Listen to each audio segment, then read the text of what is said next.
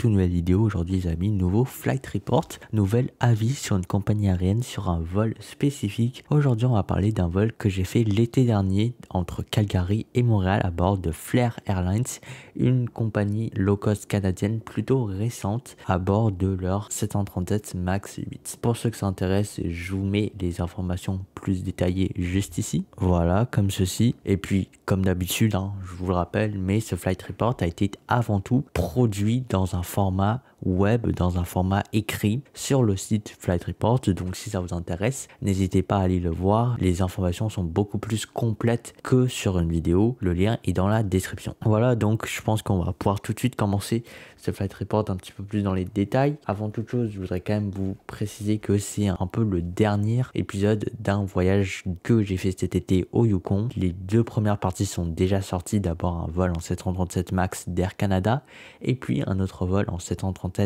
de Air North, la compagnie aérienne du Yukon. Et je vous invite vraiment à aller voir ces deux vidéos là parce que du coup ça va créer un comparatif super intéressant entre trois compagnies aériennes canadiennes, tous les trois en fait à bord du même avion, le 737. Sinon on va commencer tout de suite avec d'abord des vues sur l'aéroport. Ça c'est pas extrêmement intéressant. Là vous pouvez voir qu'on entre dans le regard. Ce qui est assez intéressant, c'est de voir que si on avait pris la compagnie Air North depuis Calgary, on serait entré par exactement la même porte qu'on a pris pour prendre Flair Airlines. Voilà, petit détail assez sympathique. L'intérieur de l'aérogare qui est assez vieillot, je trouve, voilà, mais qui est quand même très grand, très spacieux. Les comptoirs de Flair Airlines, il y a un petit peu de monde, mais ça va. Les vols du jour, on peut voir encore une fois une très nette domination de WestJet qui sont vraiment dans leur hub. Sinon, on se dirige assez rapidement vers la sécurité, comme d'habitude. Hop, voilà, comme ceci. La sécurité. Là, du coup, j'avais remarqué un petit détail assez intriguant, c'est qu'apparemment, il y a des voyageurs dignes de confiance, spécialement qui peuvent ne pas faire la file et passer directement dans une queue plus rapide. Voilà, ça m'a vraiment surpris que apparemment, il y a certains voyageurs qui sont plus dignes de confiance que d'autres. Nous, de notre côté, on nous a dit d'aller vers l'entrée principale, l'entrée générale, et puis voilà. La sécurité, il y a un petit peu de monde, mais franchement, ça va, c'est rien de très déconnant. On passe assez tranquillement. Nous voici airside, côté aérien, côté où il y a les avions après avoir passé la sécurité. Et si vous reconnaissez un peu cet endroit, c'est normal puisque c'est exactement le même endroit que le précédent flight report sur la compagnie Air North. J'en profite pour vous dire que l'aéroport de Calgary aussi est découpé en 5 sections différentes, les ailes A, B, C pour les vols nationaux donc au Canada, la section D pour les vols à l'international et la section E pour les États-Unis. Voilà les petites boutiques. Nous, notre porte d'embarquement était situé vraiment au dernier rond. Bon, le couloir est pas long donc c'est pas très grave, mais vraiment l'endroit le plus éloigné. Un petit rond central comme ça où tu as toutes les portes. Donc voici notre porte, la 20. Vous pouvez voir Flair Airlines à destination de Montréal comme ceci. Voilà, donc sinon un peu de spotting, je pense que c'est pas le truc le plus intéressant, donc on va passer ça assez rapidement. Un petit Dash 8, un petit 737 de WestJet, un Dash 8 d'Air Canada avec l'ancienne livrée qui est quand même assez désagréable à voir maintenant qu'il y a la nouvelle qui est tellement plus stylée. Encore le même 737 de WestJet dans un angle différent. On peut aussi voir un 737 de Lynx Air, un concurrent à Flair Airlines sur le secteur ultra low cost canadien. Donc c'est assez intéressant. Voilà, quelques turboprops. Donc la place de notre avion, en fait, on était arrivé assez tôt. Donc quand on est arrivé, notre avion n'était même pas encore présent sur les lieux. Notre avion du jour, le 737 MAX de Flair qui s'amarre tranquillement sur la porte. Encore une image de notre avion qui a honnêtement une livrée extrêmement belle, genre vraiment c'est peut-être la plus belle livrée au Canada, quoique la nouvelle livrée de WestJet elle est aussi absolument incroyable, et en vrai la livrée d'Air Canada, la nouvelle, la noire, elle est aussi extrêmement belle. Donc franchement les compagnies aériennes canadiennes, s'il y a bien un truc qu'elles font extrêmement bien, c'est les livrées, parce que franchement c'est de toute beauté. Sinon l'embarquement, hop, la petite porte, tout ça. Donc voici le siège qui m'a assez surpris, je vais pas vous mentir, parce que cette couleur bleue, franchement, je m'attendais pas du tout à avoir ça,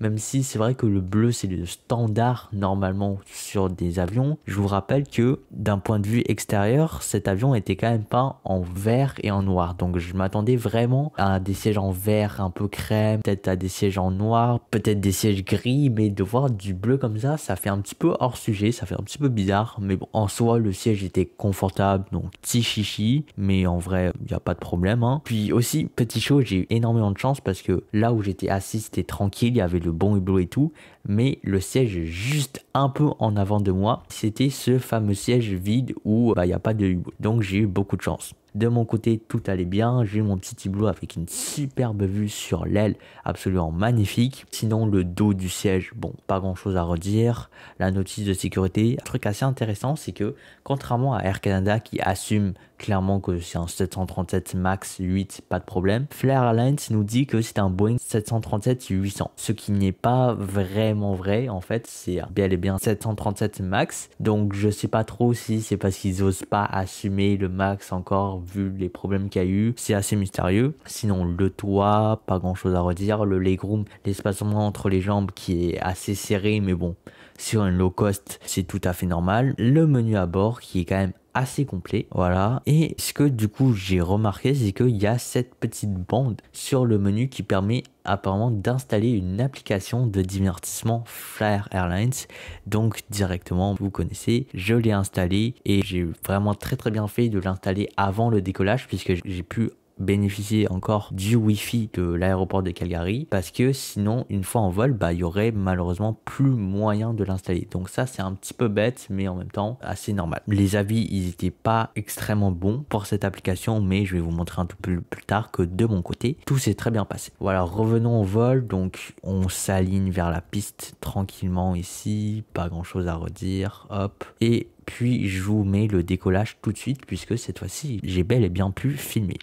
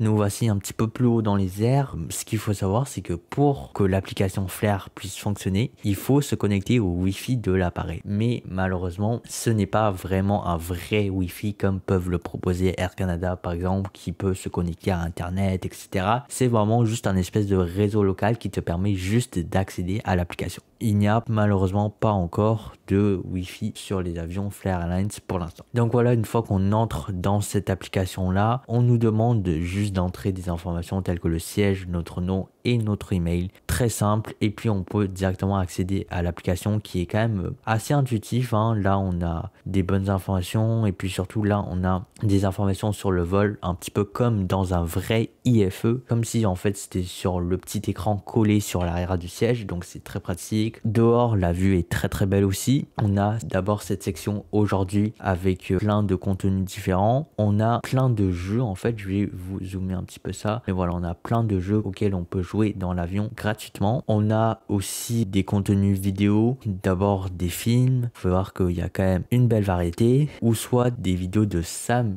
Chui, un youtubeur d'aviation quand même assez connu si vous regardez ma chaîne. Je pense que vous le connaissez lui, bon personnellement c'est pas forcément mon youtubeur aviation préféré, mais bon je pense qu'ils ont un espèce de partenariat avec lui ou je sais pas quoi. En tout cas vous pouvez regarder ses vidéos à bord, donc bon pourquoi pas. Sinon, on a aussi de la lecture à bord, quelques livres. Bon, ça je m'y connais pas trop. On peut bien évidemment commander des choses directement avec l'application. Ce qui est bien, c'est qu'il vous affiche quand il n'y a plus trop de stock pour un tel ou un tel produit, contrairement à bien sûr à la carte où vous pouvez vouloir commander quelque chose et que finalement il y en a plus. Chose assez particulière, c'est que il y a également des jeux qui sont payants. Les jeux que je vous avais montrés avant, ils étaient tous gratuits, pas de problème. Mais on peut aussi payer 5 $, donc quand même cher pour accéder à quelques jeux payants. Et je trouve ça genre juste extrêmement mal foutu parce que de 1, en fait, 5 $ c'est extrêmement cher pour des jeux que tu vas jouer pendant, je sais pas, 1 heure. Deuxièmement, en fait, les jeux payants, ils sont même pas tellement plus attirants que les jeux gratuits. En fait, on a des très bons jeux gratuits. Et troisièmement, ça s'applique uniquement aux jeux. Donc je pense que s'ils étaient un petit peu plus sadiques, s'ils mettaient des films, des séries, du contenu inédit dans ce pack-là, ça ferait plus de sens. Mais juste pour avoir quelques jeux de plus pour 5 $, franchement, je comprends pas du tout leur stratégie. Mais je pense que c'est parce que même leur application et tout, on est vraiment à un stade très préliminaire du développement et tout.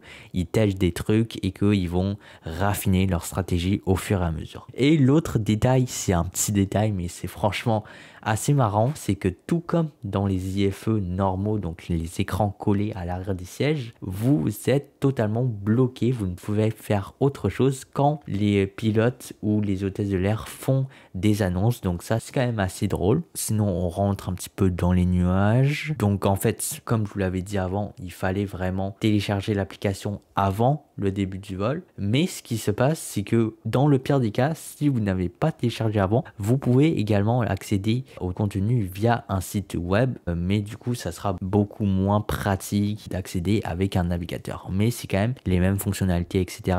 Sinon, une fonctionnalité de surclassement de siège, j'ai pas trop compris comment ça marchait. Je pense que juste un truc qui n'était pas activé sur notre vol ou je sais pas quoi, mais voilà, c'est potentiellement un truc qui existe, soyez au courant. Sinon on arrive vers Montréal, mine de rien, 4 heures avec la petite application, ça passe quand même bien vite, donc c'est cool. Et puis je vous mets la vidéo de l'atterrissage.